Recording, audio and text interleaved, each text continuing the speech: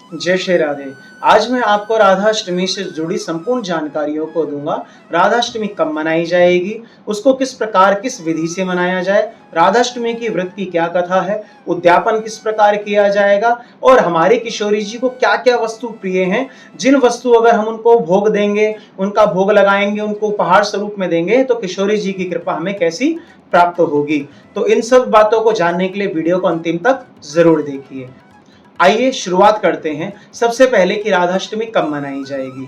तो 2023 इस साल श्री राधाष्टमी जो है वो 23 सितंबर को मनाई जाएगी, क्योंकि 22 तारीख को लगभग दोपहर में सप्तमी तिथि खत्म होकर अष्टमी लग रही है, लेकिन उदया में नहीं है। और जो हमारी राधा रानी का जो जन्म है वो मध्याह्न काल में हुआ है, तो वो समय तो भैया ऊपर आ जाएगा। और 23 तारीख को जो उदया तिथि है वो कौन सी अष्टमी है और दोपहर तक रहेगी। और शास्त्रों के अनुसार जो राधा रानी का प्रागट्य हुआ है वो मध्याह्न काल में हुआ है, इसलिए संपूर्ण ब्रज धाम में जो राधाष्टमी है वो कब मनाई जाएगी, 23 तारीख को। इसलिए आप सब लोग भी ब्रज के अनुसार 23 तारीख को राधाष्टमी के इस महोत्सव को मनाएंगे। दूसरी बात, कहते हैं राधा अष्टमी का जो व्रत है वो कब तक रखा जाए और कैसे रखा जाए। जैसे हम सब लोग सारे व्रतों को रखा करते हैं उसी प्रकार से राधाष्टमी का व्रत रखा जाता है, लेकिन राधाष्टमी का व्रत एक ऐसा व्रत है जो केवल मध्याह्न काल तक रखा जाता है, यानी कि 12 बजे मध्याह्न काल में हम राधा किशोरी जी का जो विग्रह है आपके पास चित्रपट हो, उसका अभिषेक कीजिए, उसका सुंदर श्रृंगार कीजिए, पंचामृत आदि से उसका अभिषेक करके और उस अभिषेक का ग्रहण करके, उस अभिषेक के जो पंचामृत को ग्रहण करके आप अपने व्रत का पारायण कर सकते हैं। और बहुत से लोग जो जिस संप्रदाय में दीक्षित है उस संप्रदाय के अनुसार उस कार्य को करें। तीसरी वस्तु, श्री किशोरी जी को उस दिन क्या भेंट लगाए। शास्त्रों में ऐसा वर्णन आया है कि हमारी किशोरी जी जो बनाने की कला है, जो भोजन के निर्माण की कला है, इसमें बड़ी निपुण है। वो ठाकुर जी को इतने सुंदर सुंदर व्यंजन बनाकर खिलाती हैं। और ऐसा भी आया, मान लीजिए आज हमारी किशोरी जी ने जो व्यंजन बनाया, अब दोबारा वह व्यंजन भैया एक साल में उसका नंबर लगे या दूसरे साल में उसका नंबर लगे कुछ पता नहीं, क्योंकि किशोरी जी को इतने सुंदर सुंदर व्यंजन बनाने आते हैं। तो इसलिए आप सब लोग भी किशोरी जी को जितने सुंदर पकवान हो सके बनाइए। और एक विशेष वस्तु जो हमारे ब्रज में बनाई जाती है, हमारी किशोरी जी को अरबी की सब्जी, वो भी मठा के साथ मिश्रित की हुई, वो बड़ी पसंद है। अगर आप सब लोग हो सके तो किशोरी जी को अरबी की सब्जी और मठा मिश्रित उस सब्जी का भोग लगाइए।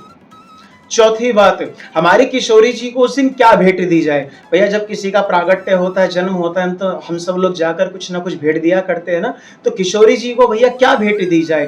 तो किशोरी जी को भैया सबसे परम प्रिय क्या है, श्री ठाकुर जी का, भगवान श्री कृष्ण का नाम। इसलिए जब किशोरी जी का प्रागट्य हो उस समय जितना हो सके हरिनाम संकीर्तन कीजिए, जितना हो सके सुंदर भजनों को, कीर्तनों को, श्री ठाकुर जी के नाम को उनको सुनाइए।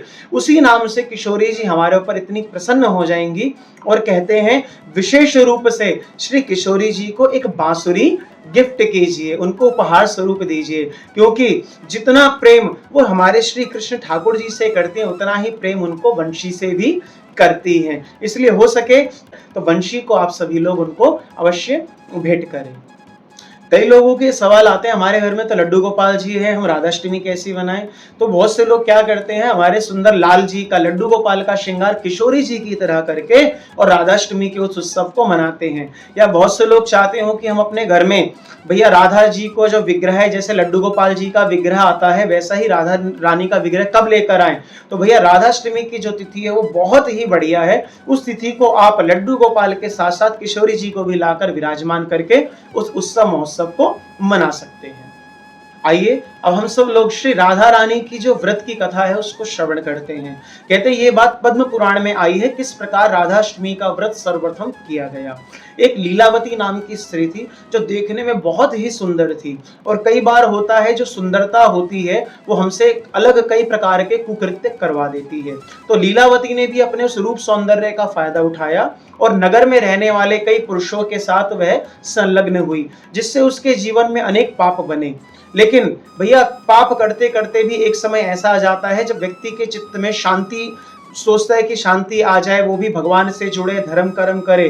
तो एक दिन उसके मन में ही यह बात आई कि मैंने अपना संपूर्ण जीवन तो ऐसे बिता दिया, लेकिन अब मैं अपने जीवन में थोड़ी शांति चाहती हूँ। तो उस शांति की प्राप्त करने के लिए, अध्यात्म की प्राप्ति करने के लिए वो अपने नगर से बाहर निकली। नगर के बाहर ही एक राधा कृष्ण का मंदिर था, जहां पर बड़े सारे वैष्णव भैया नृत्य कर रहे थे, संकीर्तन कर रहे थे, ढोल मृदंग आदि बजा रहे थे।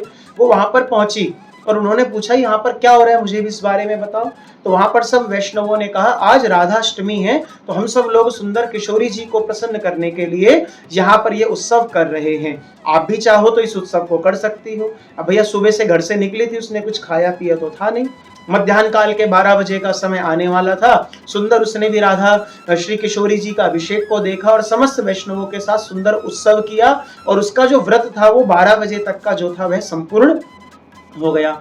अब आगे क्या होता है, जब वो व्रत को संपूर्ण करके वापसी अपने नगर की ओर जा रही होती है, तो काल की कुछ ऐसी प्रेरणा होती है। वहीं से एक सर्प गुजर रहा होता है, सर्प के ऊपर उसका पांव आ जाता है और सर्प उसको दंशन कर लेता है, उसकी मृत्यु हो जाती है। और जैसे ही मृत्यु होती है, जो भैया काल के यमराज के जो दूत हैं उसको पकड़ कर लेकर जाने लगते हैं, उसके गले में कैलाश बांधकर उसको लेकर जाने लगते हैं। तो क्या होता है, उसी समय एक दिव्य रथ पर कहते हैं भगवान के द्वारा भेजे गए 4 पार्षद आते हैं और वह उस पाश को काट देते हैं और उस स्त्री को उस रथ में बिठा करके गोलोक धाम लेकर के जाते हैं। उस स्त्री ने अपने जीवन में कोई और पुण्य नहीं किया, लेकिन उसने क्या किया, केवल एक राधाष्टमी का व्रत किया, जिस व्रत को करने से उसको अंतिम में गोलोक की प्राप्ति हुई। अगर आप सब लोग भी भगवान के सुंदर गोलोक की प्राप्ति चाहते हो तो राधाष्टमी के व्रत को जरूर करो, क्योंकि शास्त्रों में ऐसा निवेदन किया गया है, कोई व्यक्ति 1000 निराजली, कहते ना भैया व्रत किस प्रकार, निराजली एकादशी रखे कि जल को भी ग्रहण ना करे, उस 1000 का 100 गुना कर दो भैया, कितना हो गया, 1,00,000 गुना। कोई व्यक्ति एक राधा अष्टमी के व्रत को करता है तो उसको 1,00,000 निराजली एकादशी करने का पुण्य प्राप्त होता है। और जो भी इस व्रत को पूर्ण अच्छे श्रद्धा भाव से, विश्वास से रखता है, उसको अंतिम में भगवान के गोलोक की प्राप्ति अवश्य होती है। इसलिए जो व्यक्ति जन्माष्टमी का व्रत रखते हैं वो व्रत पूरा कब माना जाता है, जब वो राधाष्टमी के व्रत को रख लेता है। इसलिए आप सभी लोग राधाष्टमी के व्रत को जरूर रखें। और राधाष्टमी से जुड़ी हुई किसी भी जानकारी को प्राप्त करने के लिए नीचे दिए गए नंबर पर संपर्क करें। अगर आप YouTube पे देख रहे हैं तो चैनल को सब्सक्राइब करें और Facebook पे देख रहे हैं तो हमारे पेज को फॉलो करें। जय श्री राधे।